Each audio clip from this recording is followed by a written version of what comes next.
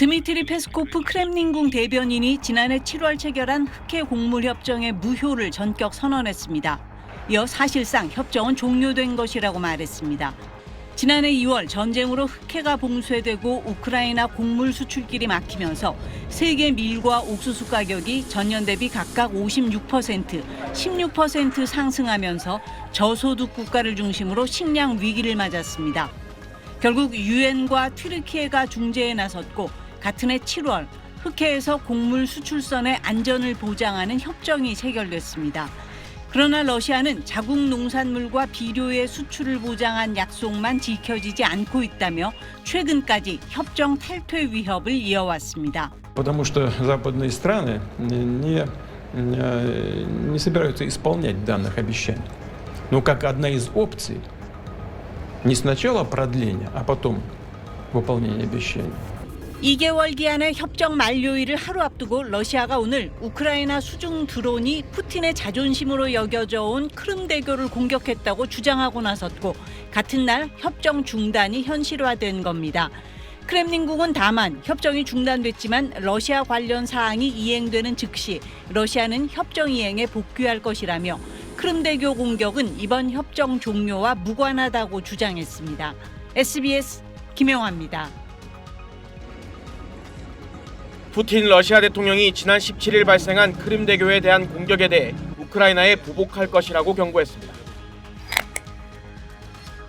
푸틴 대통령은 러시아 정부 대책회의에서 크림대교를 목표로 또다시 테러 행위가 자행됐다고 강조했습니다.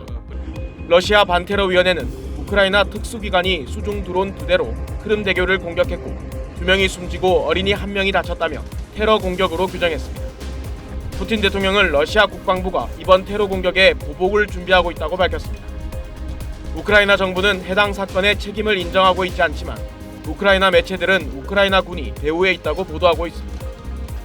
크림대교는 러시아가 점령한 크림반도와 러시아 본토를 연결하는 유일한 다리로 핵심 보급로 역할을 하고 있습니다.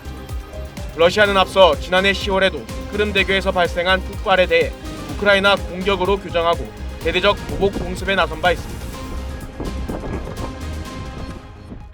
우크라이나군은 러시아가 현지 시간 어제 드론과 칼리브로 순항미사일을 동원해 남부와 동부에 공습을 가했다고 밝혔습니다. 공격 대상엔 남부 오데사 항구를 비롯해 미콜라이오와 헤르손, 자포리자, 동부 도네츠크 등이 포함됐습니다. 특히 오데사 항은 우크라이나 곡물 수출의 관문으로 러시아는 앞서 흑해 곡물협정 종료를 선언하며 항행 안전보장을 철회한 바 있습니다. 또 흑해 북서쪽 해역을 임시 위험 지역으로 재지정하기도 했습니다. Здесь, безусловно, вопрос, который нуждается в комментарии со стороны наших военных, ведь речь идет все-таки о зоне, которая непосредственно приближена к району боевых действий.